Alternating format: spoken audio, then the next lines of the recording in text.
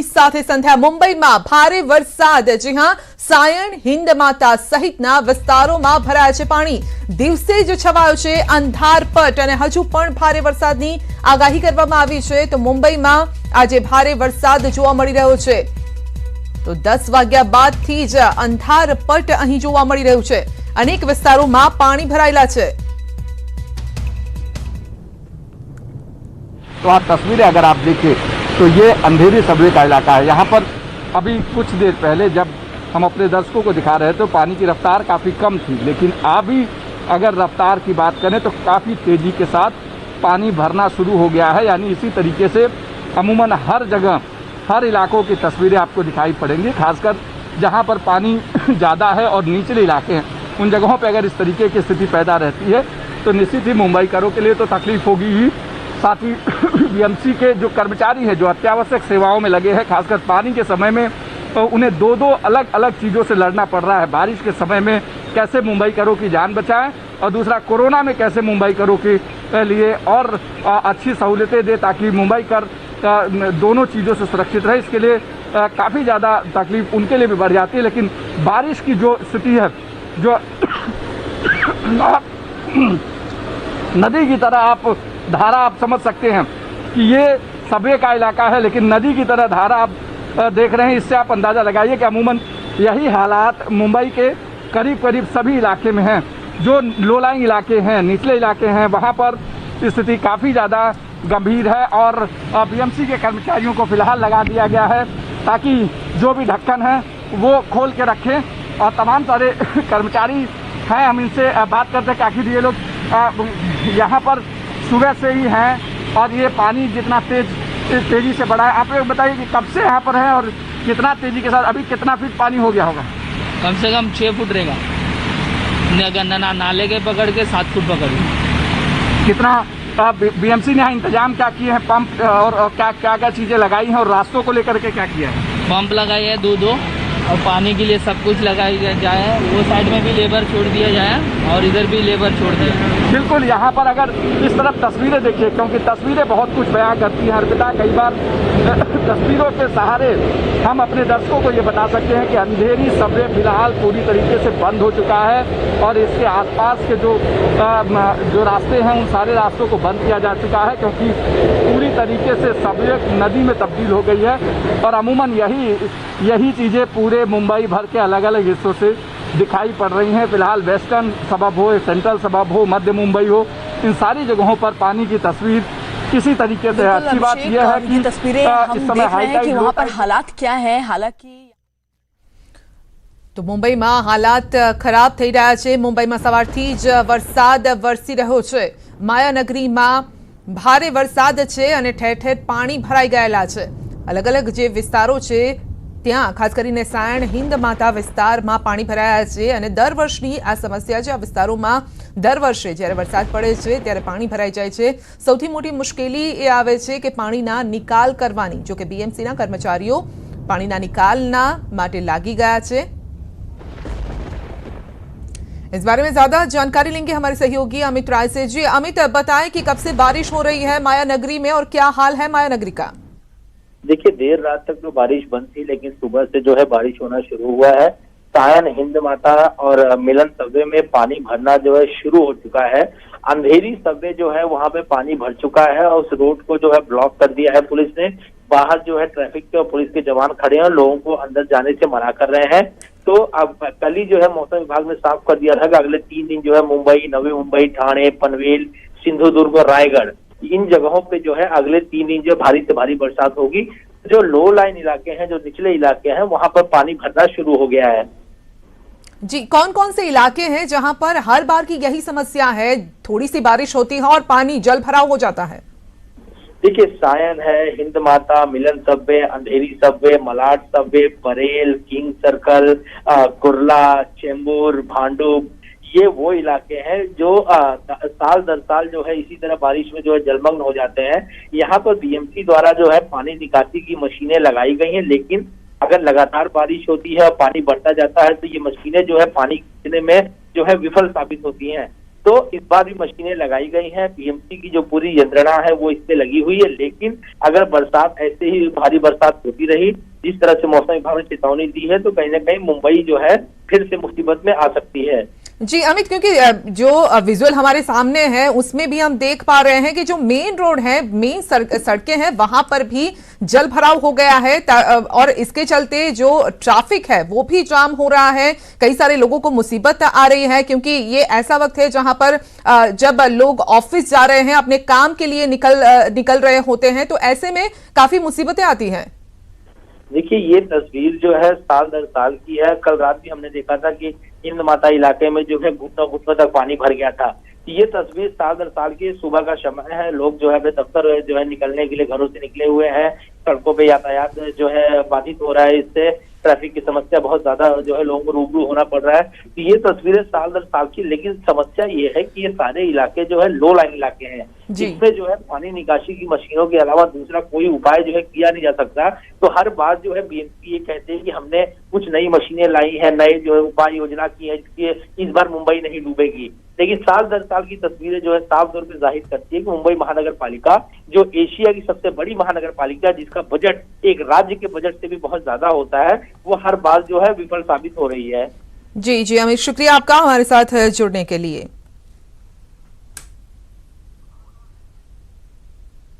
पूरी तरीके से तैयार है। हालांकि ये दावा हर मॉनसून से पहले बीएमसी की तरफ से किया जाता है, लेकिन मात्र 2 घंटे की बारिश में ही जरा आप तस्वीर देखिए। हम अलग अलग इलाके की, मुंबई की माटुंगा और अंधेरी सबवे की तस्वीर आप देख रहे हैं। एक तालाब से अंधेरी सबवे आपको वहां पर नजर आने लगी होगी। पानी का बहाव भी देखिए वहां पर कितना तेज हो गया है। वही दूसरी तस्वीर जो आप माटुंगा की देख रहे हैं, लोग अब वहां पर घुटने तक पानी के बीच से चलने को मजबूर हो गए हैं। वहां स्थिति कुछ ऐसी हो गई है और अब अंदाजा अगर आप लगाइए कि अगर 2-4 घंटे ऐसे ही बारिश होती रहती है तो ये पानी का स्तर कितना ज्यादा बढ़ जाएगा और ये पानी किन किन इलाकों में जा सकता है, वो डर भी अब सताने लग गया है। तो ये स्थिति है फिलहाल मुंबई की। जो 2 तस्वीरें हम आपको दिखा रहे हैं, हमारे 2 सहयोगी लगातार बने हुए हैं। अभिषेक भी हमारे साथ हैं जो कि अंधेरी सबवे जहां की तस्वीर आप देख रहे हैं वहां पर ही मौजूद है, और उसी के साथ साथ ज्योत्सना भी हमारे साथ हैं जो कि माटुंगा में इस वक्त मौजूद हैं। आप दोनों का बहुत बहुत शुक्रिया। તો માયાનગરીના આ હાલ છે કે મેઇન રસ્તા ઉપર જ પાણી ભરાઈ ગયા છે અને જે રીતે અમારા સહયોગીએ પણ અમને જણાવ્યું કે મુંબઈમાં આ જે પાણી ભરાઈ ગયેલા છે તેના નિકાલનો બસ એક જ રસ્તો છે કે તેના માટે મશીન મૂકવામાં આવે। દર વર્ષે તેના માટે બજેટ પણ અપ્રૂવ કરવામાં આવે છે અને તેમ છતાં મશીનો લાવવાની વાતો કરવામાં આવે છે, પરંતુ રસ્તા પર તે જોવા નથી મળી રહ્યું। કારણ કે ક્યાં જાય છે આ રૂપિયા, કેટલા મશીન લેવામાં આવે છે, શા માટે દર વર્ષે આટલી આ જ પ્રકારની સમસ્યા સર્જાય છે, તેનો જવાબ હજી સુધી મુંબઈગરોને નથી મળી રહ્યો।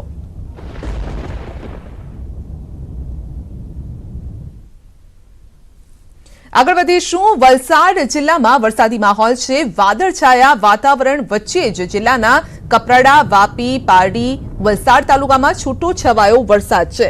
તો ઉમરગામમાં પણ સવારે 6 વાગ્યાથી 8 વાગ્યા સુધીમાં લગભગ 2 ઇંચની આસપાસ વરસાદ થયો છે। ઉમરગામમાં પણ ભારે વરસાદથી નીચાણવાળા વિસ્તારોમાં પાણી ભરાયા છે। ગાંધીવાડી પાવર હાઉસના નીચાણવાળા વિસ્તારમાં પાણી ભરાયેલ છે। લોકોને મુશ્કેલીનો સામનો કરવો પડી રહ્યો છે। આ તરફ પોરબંદરના ઘેડ પંથકમાં વરસાદી માહોલ છે। બેડેજ સહિતના ગામોમાં વરસાદી ઝાપટા પડ્યા છે। પોરબંદર જિલ્લાના અન્ય વિસ્તારોમાં પણ વરસાદી માહોલ છવાયેલો છે।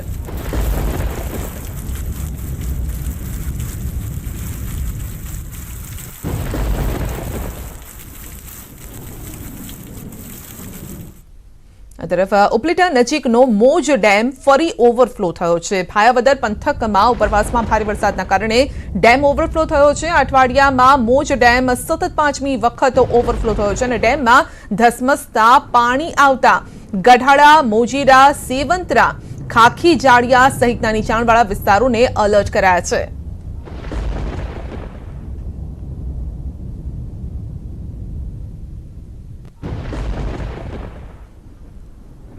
સંઘ પ્રદેશ દીવ અને ગીર સોમનાથમાં પણ વરસાદી માહોલ છે। કાળા ડિબાંગ વાદળો અને ગાજવીજ સાથે ધીમી ધારે વરસાદ પડી રહ્યો છે। દીવમાં વહેલી સવારથી જ ધીમી ધારનો વરસાદ છે। ઉના, કોડીનાર, વેરાવળ, સૂત્રાપાડા સહિતના વિસ્તારોમાં વરસાદી માહોલ છવાયેલો છે। કાગડોળે વરસાદની રાહ જોતા ધરતીપુત્રો માટે રાહતના સમાચાર. હવામાન વિભાગે આગામી 48 કલાકમાં ભારે વરસાદની આગાહી કરી છે.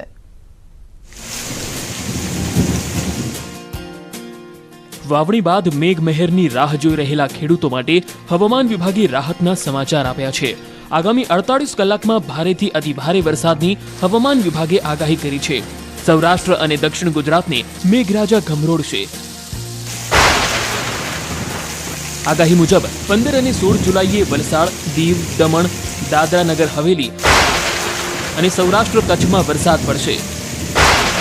જ્યારે આગામી 3 દિવસ મધ્ય ગુજરાતમાં પણ સામાન્ય વરસાદ રહેશે. અત્યાર સુધી રાજ્યમાં સિઝનનો 33% વરસાદ વરસ્યો છે. જો કે ઘણા એવા જિલ્લાઓ છે જ્યાં શરૂઆતમાં વર્ષા બાદ મેઘરાજાએ હાથતાળી આપી છે. ખેડૂતો વાવણી બાદ મેઘરાજાની કાગડોળે રાહ જોઈ રહ્યા છે. ત્યારે હવામાન વિભાગની આગાહી મુજબ અનેક વિસ્તારમાં મેઘમહેર થઈ શકે છે. અનુકૂળ વાતાવરણને કારણે રાજ્યમાં ફરી વરસાદી માહોલ જામશે. Bureau report, news 18 Gujarati. રાજ્યમાં સારા વરસાદ સાથે ખેડૂતોએ વાવણી પણ શરૂ કરી દીધી છે. સારા વરસાદથી ખેડૂતો સારા વાવેતરની આશા બંધાય છે.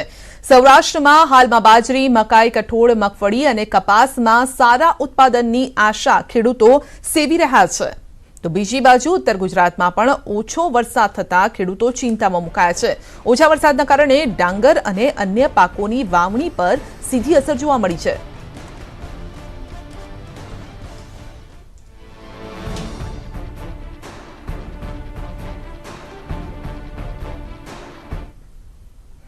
અમદાવાદથી સમાચાર. 4200 ગ્રેડ પે ને લઈ અને પ્રતિક ઉપવાસ કરશે શિક્ષકો. જી હા, શિક્ષકો ઉપવાસ પર ઉતરી રહ્યા છે. તો શિક્ષકો એક દિવસના ઉપવાસ કરશે, પ્રતિક ઉપવાસ કરશે. અને અત્યાર સુધી શિક્ષકો ઓનલાઈન આંદોલન કરતા હતા. નિરાકરણ ન આવતા શિક્ષકો મેદાને પડ્યા છે. નિરાકરણ નહીં આવે તો ઉગ્ર આંદોલનની ચીમકી પણ તેઓ ઉચ્ચારી રહ્યા છે.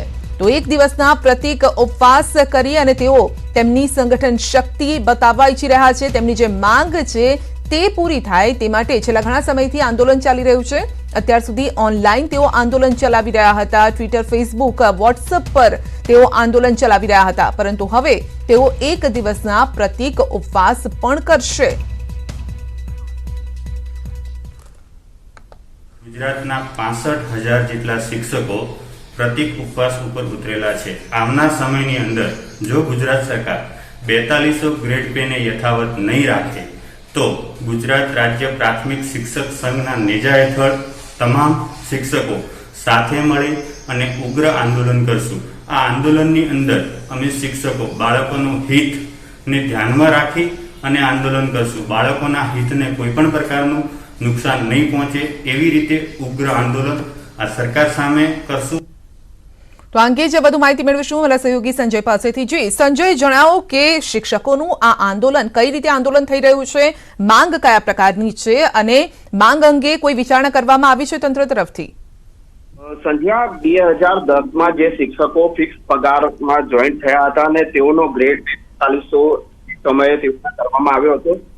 ત્યારબાદ સરકાર દ્વારા જે 2019માં પરિપત્ર જાહેર કરવામાં આવ્યો ને તેમાં તેમનો ગ્રેડ પે ઘટાડી અને 28 કરી દેવામાં આવ્યો. અને ત્યારથી એટલે કે છેલ્લા 1 વર્ષથી શિક્ષકો જે છે આ મામલે રજૂઆતો કરતા આવ્યા છે અને છેલ્લા 15-20 દિવસથી આ રજૂઆત ઉગ્ર બની છે. શિક્ષકો ઓનલાઈન આંદોલન ચલાવી રહ્યા છે. હવે શિક્ષકોએ પ્રતિક ઉપવાસનું હથિયાર ઉગામ્યું છે.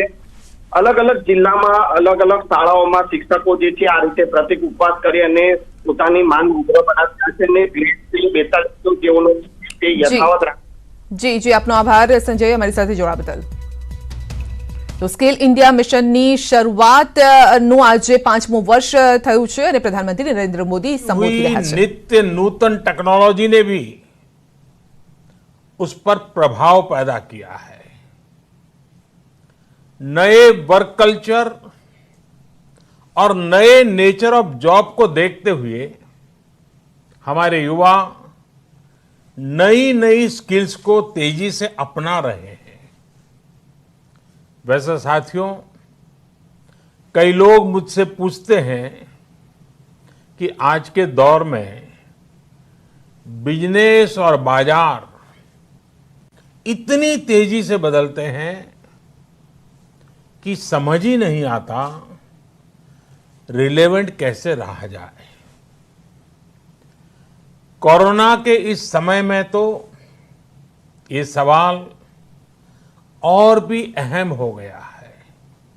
साथियों, मैं इसका एक ही जवाब देता हूं। रिलेवेंट रहने का मंत्र है स्किल, रीस्किल और अपस्किल। स्किल का अर्थ है आप कोई नया हुनर सीखें। जैसे कि आपने लकड़ी के एक टुकड़े से कुर्सी बनाना सीखा तो आपका हुनर हुआ। आपने लकड़ी के उस टुकड़े की कीमत भी बढ़ा दी, वैल्यू एडिशन किया। लेकिन ये कीमत बनी रहे इसके लिए नई डिजाइन, नई स्टाइल, यानी रोज कुछ नया जोड़ना पड़ता है। उसके लिए नया सीखते रहना पड़ता है। और कुछ नया सीखते रहने का मतलब ही है रीस्किल। और हमारी जो स्किल है उसका और विस्तार करना। जैसे छोटे मोटे फर्नीचर बनाते बनाते आप और भी चीजें सीखते गए, पूरा का पूरा ऑफिस डिजाइन करने लग गए, तो वो हो गया अपस्किल। स्किल, रीस्किल और अपस्किल का ये मंत्र जानना, समझना और उसका पालन करना हम सभी के जीवन में बहुत महत्वपूर्ण है। वैसे जब मैं स्किल की बात करता हूं तो मुझे अपने बहुत पुराने जानने वाले हमेशा याद आते हैं। मेरा सीधा परिचय तो नहीं था, लेकिन हमारे एक जानने वाले सज्जन बताते रहते थे। वो उनके किसी परिचित के विषय में बताते थे कि वो ज्यादा पढ़े लिखे तो नहीं थे, लेकिन उनकी हैंडराइटिंग बहुत अच्छी थी। समय के साथ उन्होंने अपने हैंडराइटिंग में और भी नए स्टाइल जोड़ दिए, यानी खुद को रीस्किल किया। उनकी ये स्किल देखकर लोग खुद उनके पास पहुंचने लगे। लोग उनसे कहते थे कि हमारे यहाँ स्पेशल ओकेजन है तो इनविटेशन कार्ड पर नाम वगैरह लिखने का काम आप कीजिए। बाद में उन्होंने खुद को रीस्किल किया, अपस्किल किया। उन्होंने कई और लैंग्वेजेस में लिखना शुरू किया और इस तरह से एक प्रकार से वो उनका कारोबार बन गया। बैठे बिठाए लोग उनके पास एक काम लेकर के आने लगे। शौक से पनपा हुआ एक हुनर रोजी रोटी का और सम्मान का भी एक माध्यम बन गया। Friends, skill is something which we give to ourselves, which grows with experience. Skill is timeless. It keeps getting better with the time. Skill is unique. It makes you different from others. Skill is a treasure that nobody can take away. And skill is self-reliance. It is not only make one employable, but also self employable. Skill की ये ताकत जो है इंसान को कहां से कहां पहुंचा सकती है। साथियों, एक सफल व्यक्ति की ये बहुत बड़ी निशानी होती है कि वो अपनी स्किल बढ़ाने का कोई भी मौका जाने न दे। इतना ही नहीं, मौका ढूंढता रहे। स्किल के प्रति अगर आप में आकर्षण नहीं है, कुछ नया सीखने की ललक नहीं है, तो जीवन ठहर जाता है, एक रुकावट से महसूस होती है। एक प्रकार से वो व्यक्ति अपने व्यक्तित्व को, अपनी पर्सनालिटी को ही बोझ बना देता है और खुद के लिए नहीं, अपने स्वजनों के लिए भी बोझ बन जाता है। वहीं स्किल के प्रति आकर्षण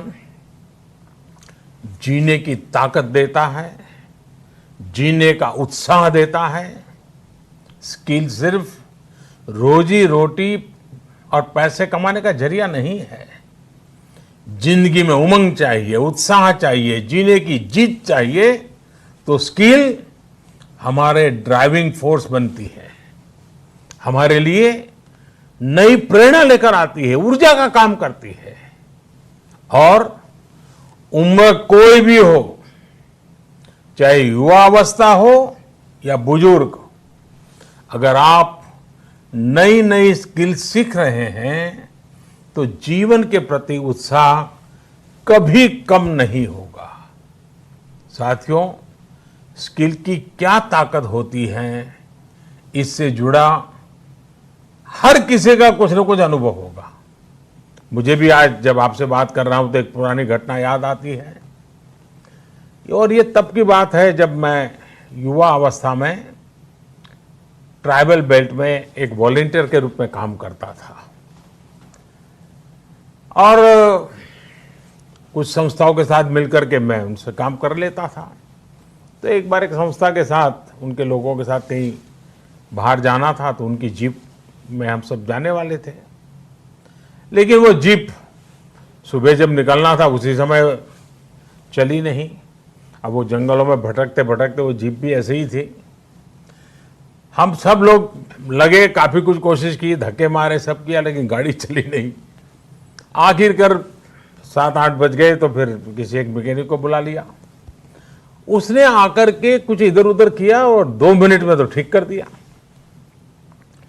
फिर उसको पूछा कितने पैसे, तो बोले 20 रुपया।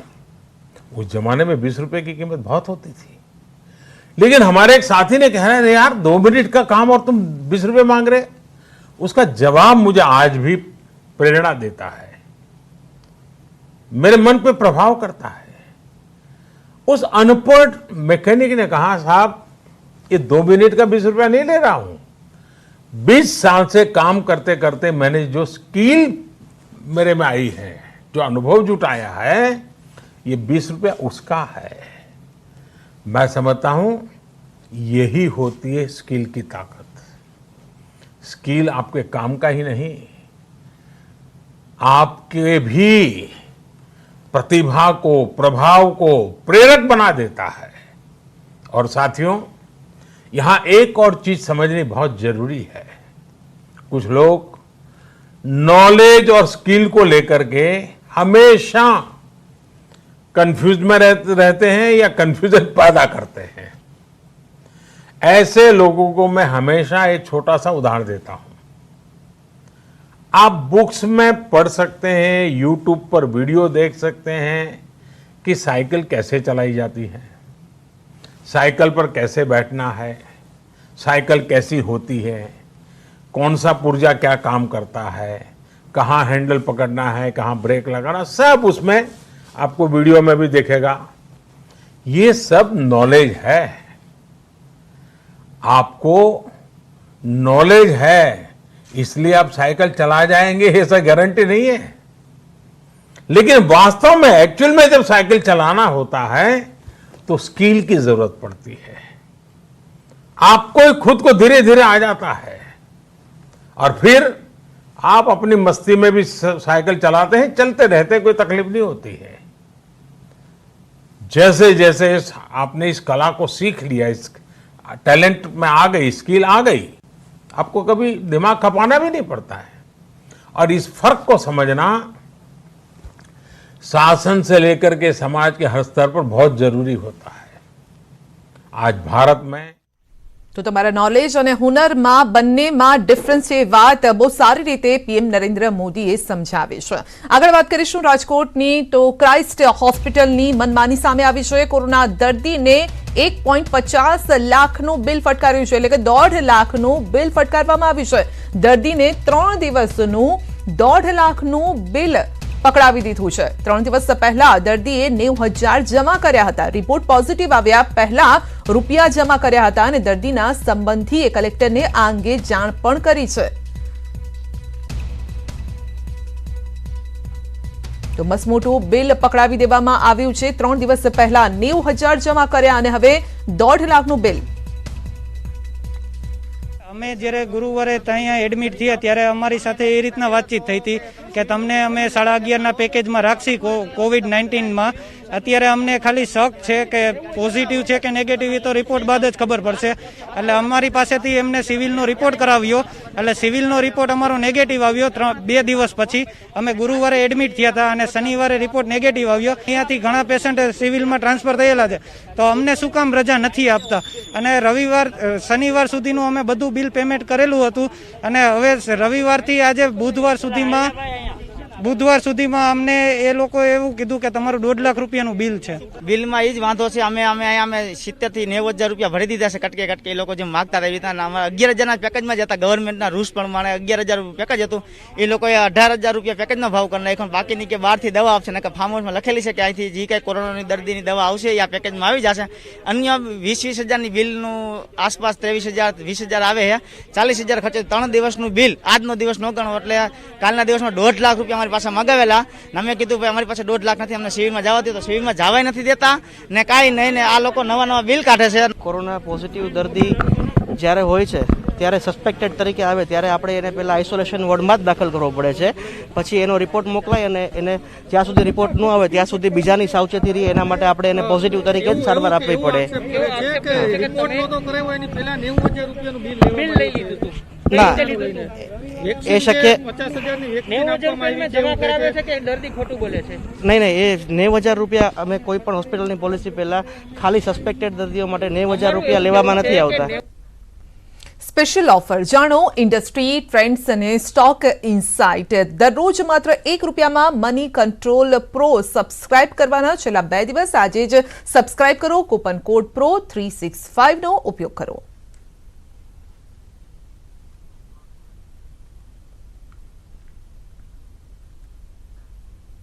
બુલેટિનમાં અત્યારે બસ આટલું જ. વધુ સમાચાર અપડેટ માટે જોડાયેલા રહેશો ન્યૂઝ 18 ગુજરાતી સાથે. નમસ્કાર.